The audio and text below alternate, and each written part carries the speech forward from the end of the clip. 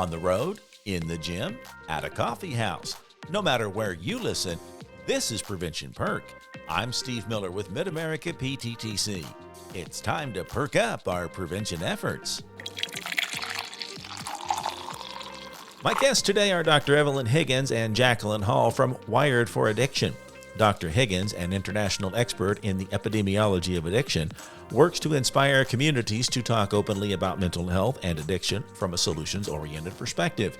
Ms. Hall is the COO of Wired for Addiction. She works as the liaison to ensure that criminal justice, state and federal government, along with the medical community and others, have access to the pioneering services they provide. Dr. Higgins, Ms. Hall, welcome to the Prevention Perk. Thanks for having us, Steve. Thank you so much, Steve. My pleasure. Well, I am always curious. This is my favorite question, and there's a lot of questions I've got today, as you both know, but I want to know, we'll start with Dr. Higgins. I learned about you through a fellow podcaster. I've also seen your TED Talk, and it gives a lot of background, but for our listeners' understanding, why did you get into the work that you're pioneering? Great question, Steve. Really, two reasons. One, my professional reason, practicing in the area of disability and pain management 35 years ago, and seeing the same treatment being given over and over again and not getting results. And at that time, I was seeing people, start to become dependent on their meds, and that was in a rural area.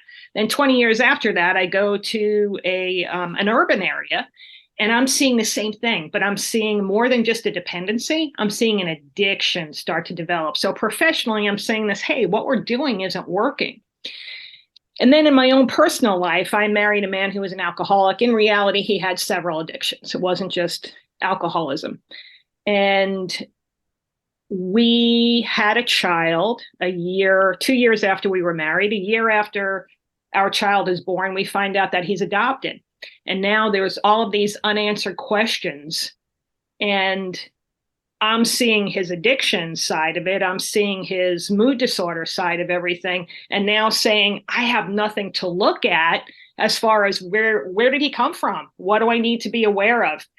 And that 35 years ago, started the journey of me getting into this. It was professional as well as personal, and changed my whole life and my trajectory of what I do, wanting to bring science up to where we are today, instead of just in this space of addiction and mental health, making believe it's still 1950.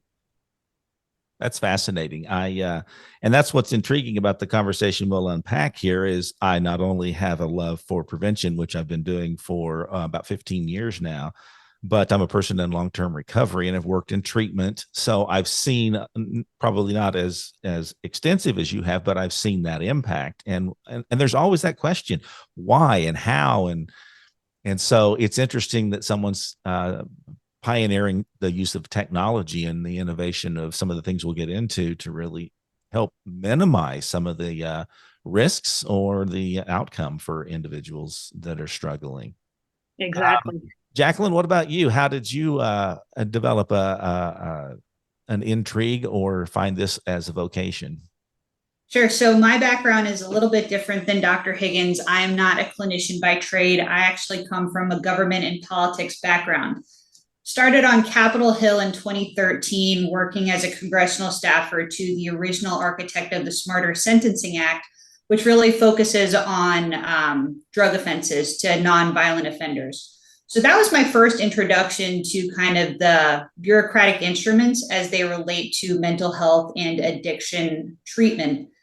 Went on to become a political appointee within the previous administration in 2018 and decided that I wanted to step away from politics and do something a little bit more personally rewarding. There was an opportunity with Wired for Addiction to really grow what we do on the federal level as well as within criminal justice. It's a family business, so Dr. Higgins is actually my mom. So it's really neat getting to work alongside of her and really providing behavioral health equity in an area that really has been void of it for decades. You're listening to the Prevention Perk. The funder of this project, along with all the other products of the Mid-America PTTC, is the Substance Abuse and Mental Health Services Administration. Although funded by SAMHSA, the content of this recording does not necessarily reflect the views of SAMHSA. Learn all about SAMHSA, who they are, the various centers they support, councils they lead, even their strategic plan, and employment opportunities. Visit samhsa.gov/about-us for more information. Well, it's interesting, and I'm hoping that the audience that's listening is intrigued by the things that we're going to unpack here. And I think the first thing is I've already referenced, Dr. Higgins, that you have a TED Talk that's out there, and we'll put that link in the show notes for everyone. But when you listen to that, you unpack a lot of big words, and you make reference to that. But can you kind of break down the technology behind this work? I mean, you're using words like epigenetics and DNA and biomarkers and neurotransmitters, and so kind of break that down in a layman's term, exactly what it is that wired prediction is doing. Well, the premise of the TED Talk, Steve, was that if you knew in your youth that you had a predisposition to addiction and or mental health, would you make different choices knowing that? So that was kind of okay, here's why I want you to listen to this, because this could impact your life greatly. And what we look at in Wired for Addiction is neurotransmitters, hormones, and what are called SNPs, or single nucleotide polymorphisms. Don't want to lose anybody on that. That's just the name of what something is. That is simply an error in genetic coding. And that error creates what we call aberrant behavior. What does that mean? It means things like risk-taking, impulse control, addiction, anxiety, depression. So if we can measure those, if we can isolate those things and measure those things, then we can come up with looking at the biochemical pathways that are involved in those of, okay, what do we need to do to support those? Epigenetics is simply knowing that you are born with your DNA. Here's your cards, play them out. But we now know in science that we can change the expression of that DNA. Your DNA remains the same, but the expression changes, and that's where the power is. So we take something like just impulse control. That's an expression. If we locate that, where it's coming from, that gene, and look at that entire biochemical pathway and say, how do we have to support this to have a different clinical outcome? There's power in that. Yeah, that's interesting. I mean, it's obvious to me the implications for treatment and recovery, medication assisted treatment, or medications they might need for an underlying mental illness, depressions, or anxieties. But the way I'm understanding this, you're really saying that even earlier in the stage of an individual's life, you can kind of be ahead of the game, so to speak. Again, free will or choice comes into play, but it at least says, like I like what you said, here's the cards you were dealt, this is your life and the way it's going to play out. And here's some of the things that you can do to make the quality of your life much more significantly. Absolutely. Yeah. And that's the beauty. To me, being an optimist, that would be the perfect sweet spot. That's what we'd all say, whoa, time out. And everybody's got something in your DNA. You come to the table with, whether in your family there's cancers, there's cardiac disease, whatever the case may be. We've all got something. But if we can identify that and know what it is, as you say, we still have free will, but know it's there and know the choices that you're making and the impact. Right. Especially when I talk to young kids, I'll say, okay, so this is what we've got in your labs. So your buddies are in an age now, well, they think it's cool after school to go experiment with something. And you go along with them. The next day when they say, no, we're done, you're like, no, let's do that again. That was a lot of fun. And they're like, no, we're going to do something different today. That's why. And to understand that, that's a game changer. Right. And I think people don't understand that. And I've spent a long time in my personal and professional life trying to illustrate exactly what you just said. One day I had no experience with any of those substances, and the next day it was like game on. That's it. And it took me a long time to figure out that meant I was somewhat different than other people. That didn't mean that people didn't do some of those things and then bounce back and go on with their lives, so to speak. Right. Mind centered around doing it again and again and again. And it took a while to unpack the fact that that's what addiction really is all about. So, well, Jacqueline, I'm interested. You are kind of like out there really maybe not the face of this, but you're really helping to elevate the awareness of it and doing a lot of the PR work, so to speak. So what's been the initial reception of this kind of technology, and how's it being adopted in what ways? It has been so wholly embraced by the justice system, which is something that we were pretty surprised at Wired for Addiction. We were thinking that there was going to be this very hardline approach to drugs, alcohol, and mental health, but we're finding that when attorneys utilize our diagnostic testing to support objective documentation of a medical condition that's better treated medically rather than penalized legally, that judges are saying, wow, I'm really glad that I have this information, because I feel like when I'm giving a sentence, it's as fair and well-informed as it possibly can be.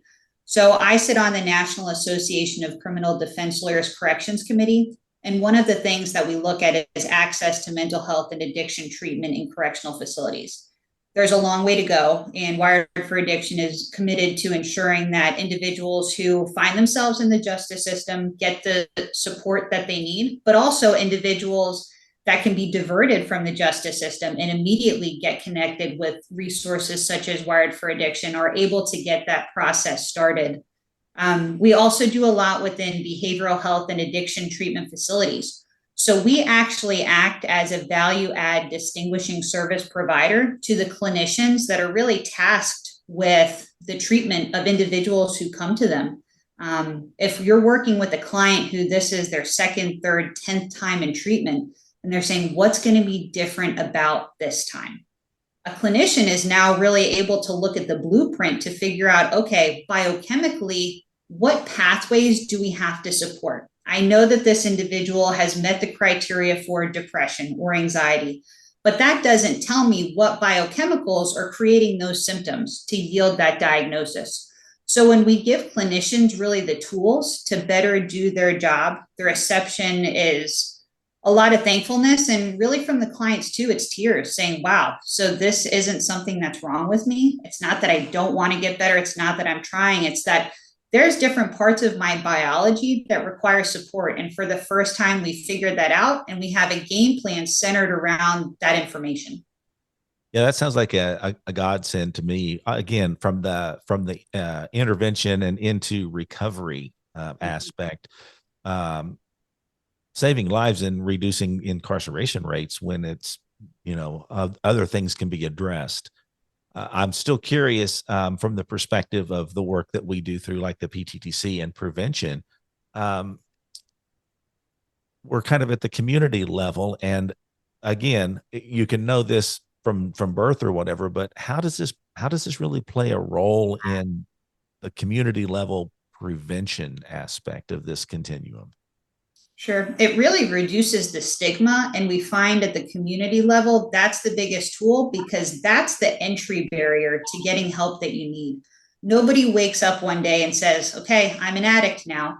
It's a slow progression. In Dr. Higgins' TED Talk, she says that we aren't healthy one day and sick the next. It's all the living that we do in between that brings us to either end of that spectrum. Very similar with substance use disorders. It's not one day you're fine and the next day you've developed an addiction. It's a slow, gradual process that has a lot of gray areas. So when we talk about reducing stigma, we're providing a tool that allows someone to see that this is truly a biological disease. It's a biopsychosocial condition.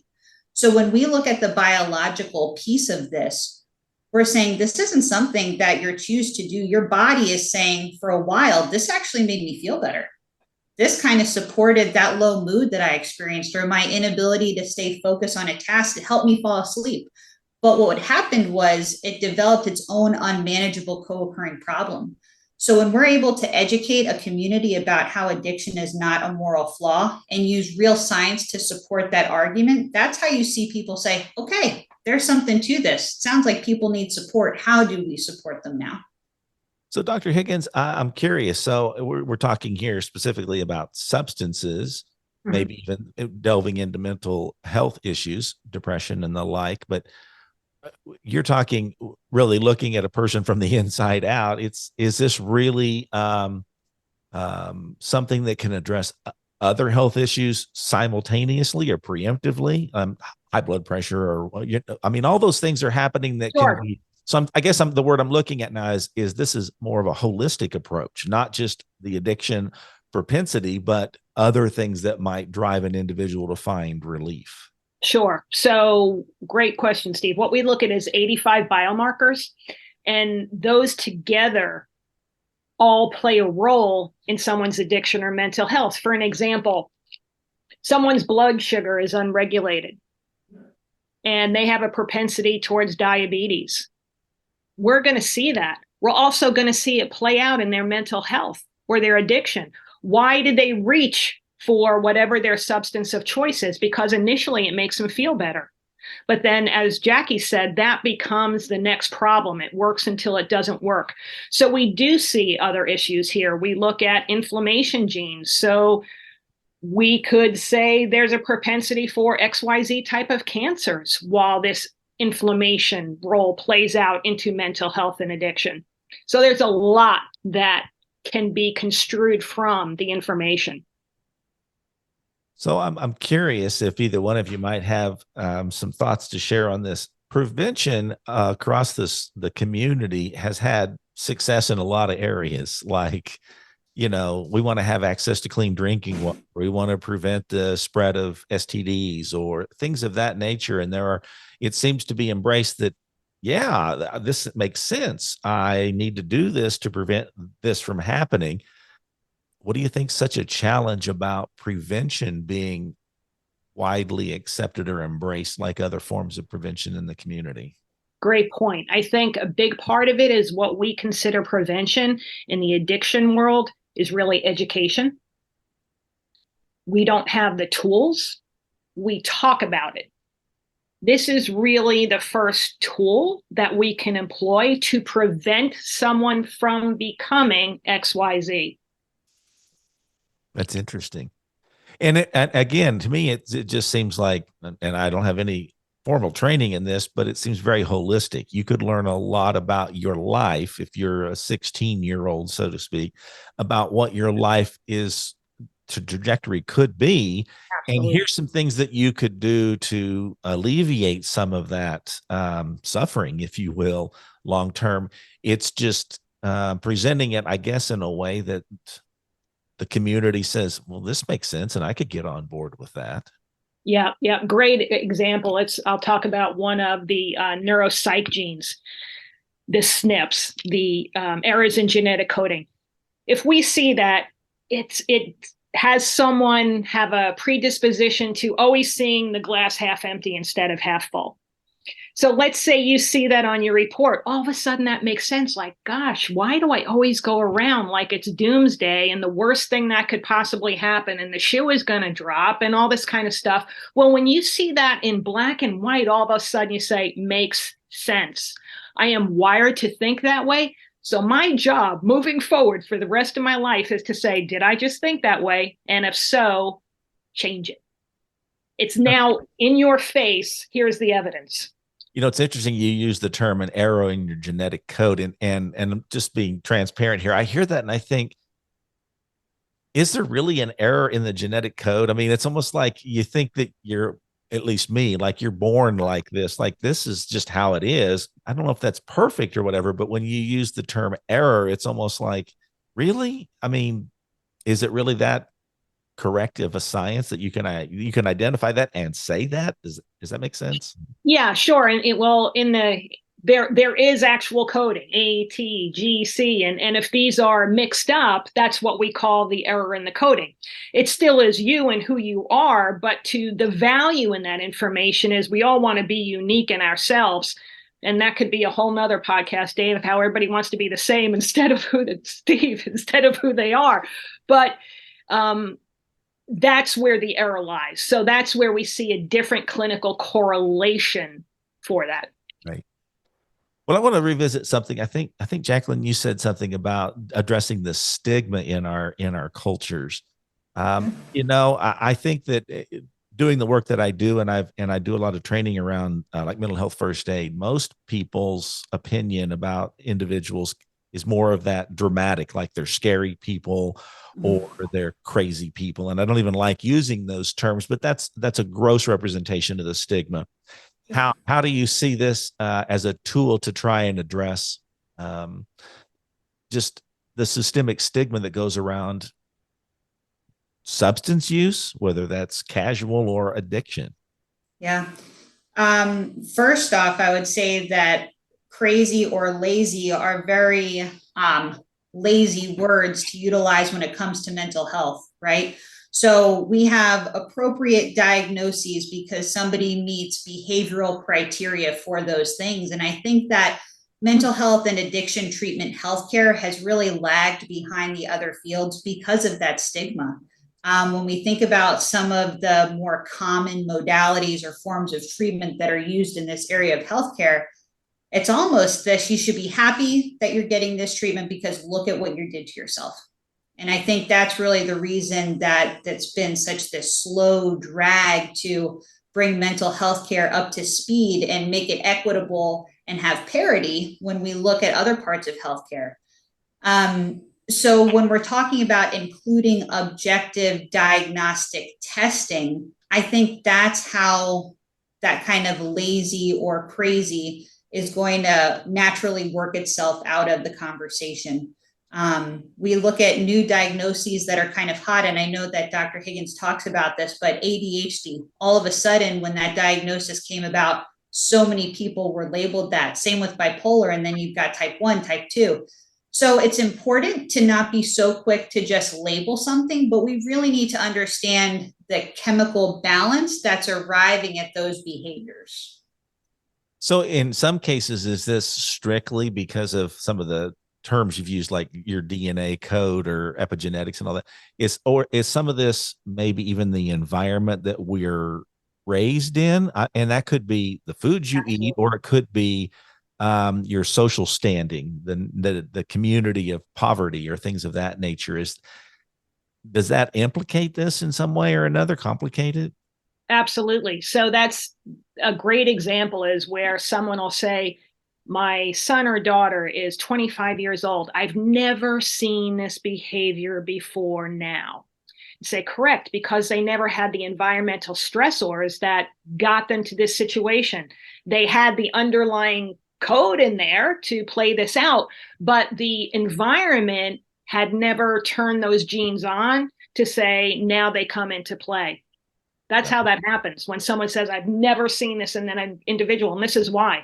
Well, just thinking about that. So at the Mid-America PTTC, we work a lot with the National Alliance for Drug Endangered Children. And part of that role is with DEC is really wanting to intervene in the life of a child. And that involves the family, but you intervene in that to try to get parents the resources they need, whether that's treatment. In some cases, it might be incarceration, but whether that's treatment or whatever that is, and then provide the supports or services that a child needs to try and break that addictive cycle. And I wonder if maybe you could help illustrate from your perspective how this might help in that scenario. It's not only treating mom and dad that might have an addiction, but it's also helping to maybe reshape some of the circumstances the child finds themselves in now and some of the things they might be facing in the future, given that I don't know if it's 100%, but there's research out there that says addiction is, it's a generational or a genetic.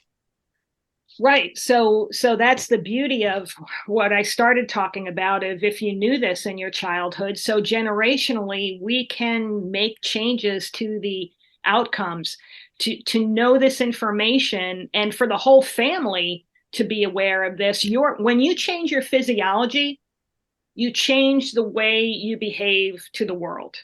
So that's what we call a clinical correlation. So you change the outcome. So if we're now literally, that individual is still that individual, but if we change the outcome of that, isn't that doing a service for all of humanity? When you think about it, if we're changing societies and their interaction for the better, and individuals' lives and their interactions for the better, families' lives, which is the center of everything we do, haven't we really made some inroads to making real change, and not talking about it, but actually making the changes. So that's interesting. Now, a question comes up on the other side of that. Now, you can say that we have this science that can help address these underlying or unknown issues because you can't really see them per se. Right. And you could present that to me or, your daughter. And it's like some part of us could say, yeah, but, or even more so, I'm not interested. Sure. Absolutely. And there's the free will, right? Somebody could say, yeah, but, or if you've been living this long enough and that becomes your identity, if you lose that identity, who's listening to your story? That's what happens to some people. If this is the only way I can get attention, I don't want to give up my story. But the other side of that is if you know all of the whole package and where you could wind up, and it could actually be a better place if you're willing to do the work to get there, it's possible. It's not a dream, it's possible. Yeah, that's interesting. Now, I'm curious, and I don't know if you can. I wouldn't want you to divulge personal kind of stuff, but you mentioned that sometimes you uncover this for an individual and they're moved to tears. It's like, oh, finally. Right. Can you kind of maybe share, let's say, a case study or illustrate how you've seen this dramatically impact a person's life?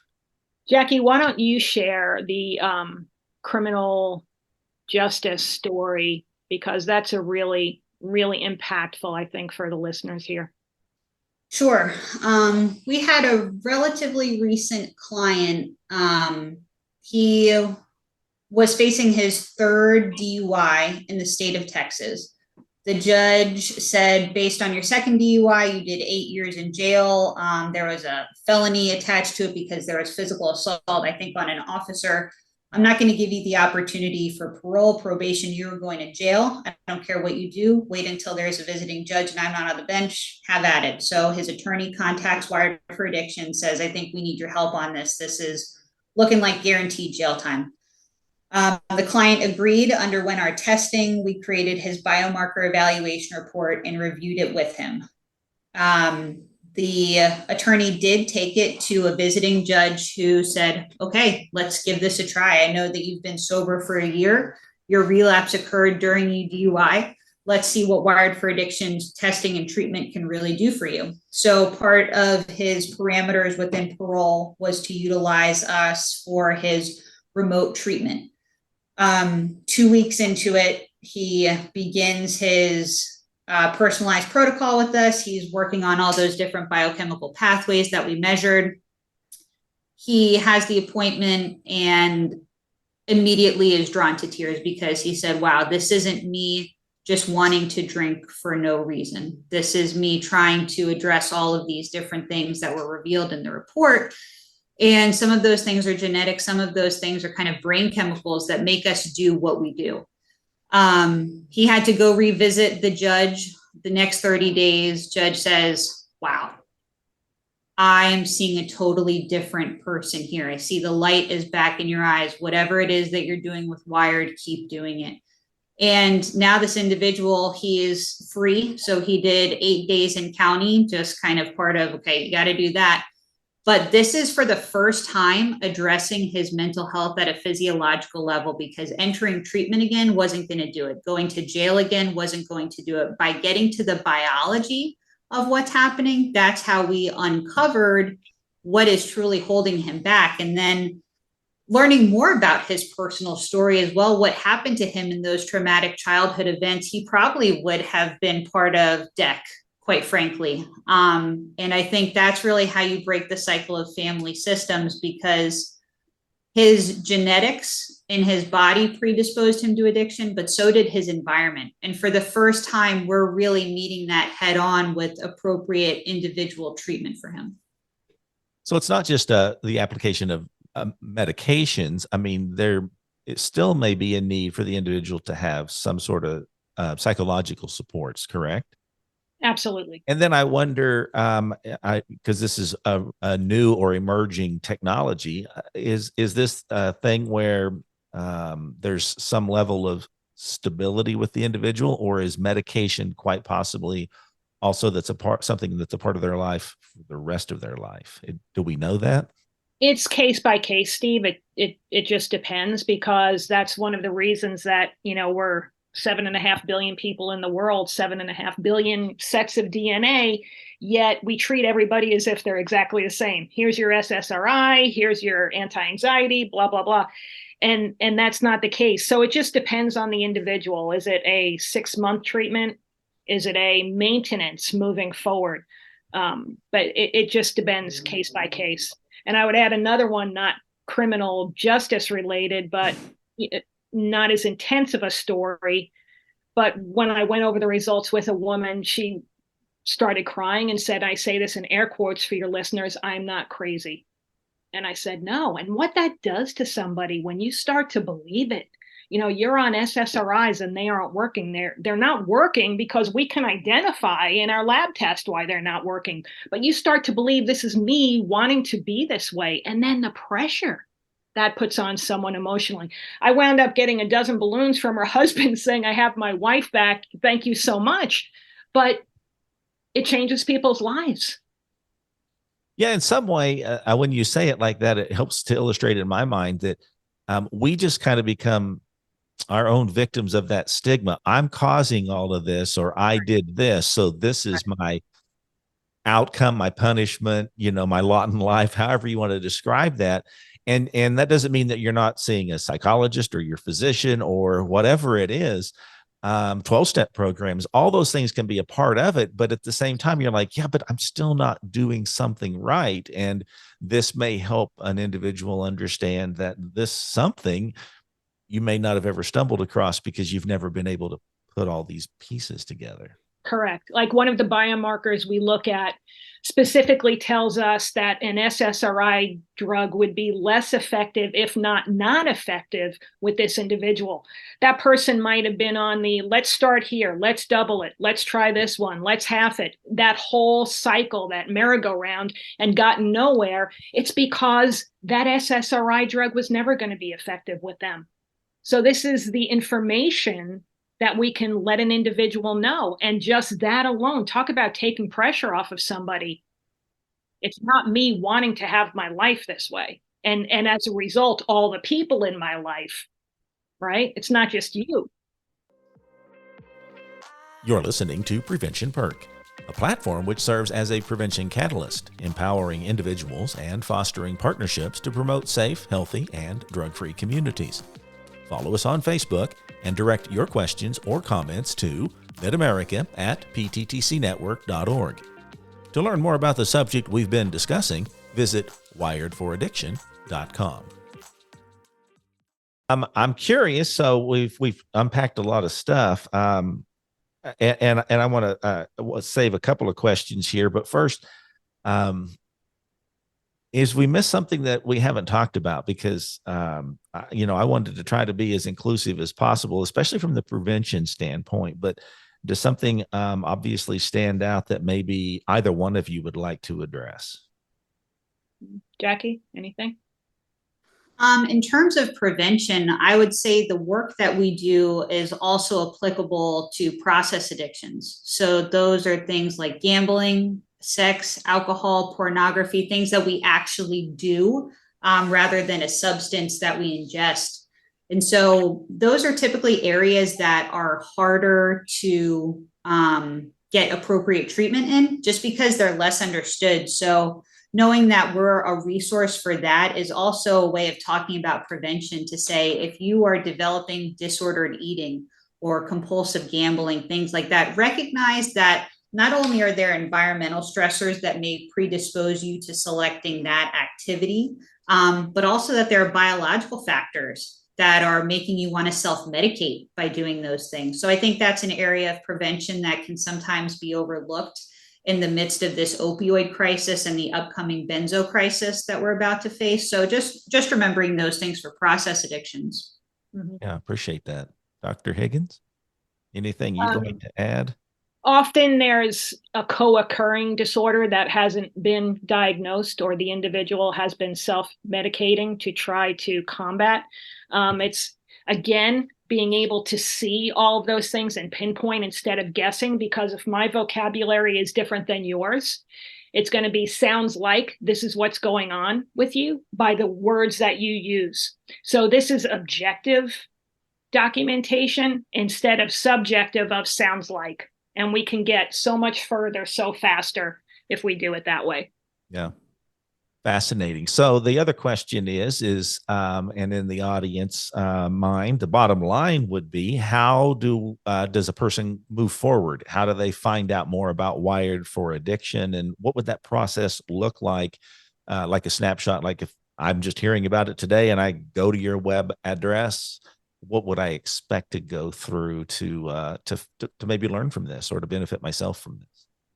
So you could head over to our website, www.wiredforaddiction.com, and schedule a complimentary virtual consultation with one of our clinicians.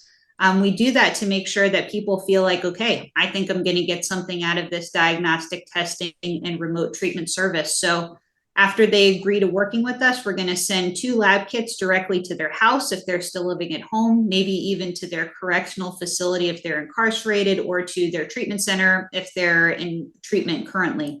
They will collect their samples, send it back to our labs. In about 3 weeks, we go on to create what's called a biomarker evaluation report.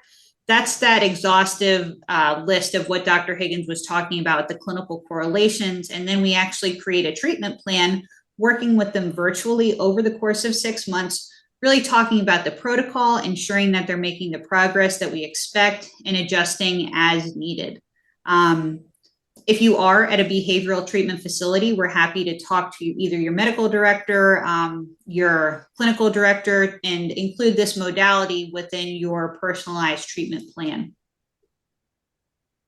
Well, that is fascinating. And so you've used the term or the statement about 6 months. Is that really when you kind of know this is the plan that's right for this particular individual? Right. And we stay with them through that entire period to know that we are getting the results we should be getting. By that time, we can say there's a maintenance level, excuse me, or simply we're good to go, or whatever that individual is going to need. And I'm assuming it goes without saying, but just for the audience, we live in a virtual world now. It's not like someone comes to you. This can be handled through the mail with the test kit, and then any subsequent follow-up is discussed with clinicians or. Right, which can alleviate a lot of problems for people, or why they don't get treatment if they have to go away to a facility. This can be done at home. You can't leave your job for that long. You can't leave your family. You have responsibilities. This really makes it doable. Well, this has been a great conversation. I've been looking forward to it, and I'm hoping that it resonated with the audience, because I'm becoming more of a believer that not only would this be beneficial in the treatment and recovery realm, but I think that there's especially along the lines of intervention for families that have drug endangered children, that this could be something that could be a catalyst for the parent, caregiver, and the child themselves, that could have phenomenal impact on their future positively. So absolutely, yeah. Change somebody's life. Well, thank you for your time. I certainly appreciate the conversation. Thank you. And thank you for listening to Prevention Perk, a podcast from Mid-America PTTC. To learn more about our innovations, visit pttcnetwork.org and look under your PTTC for the Mid-America link. Remember, prevention is better together, and together we are stronger.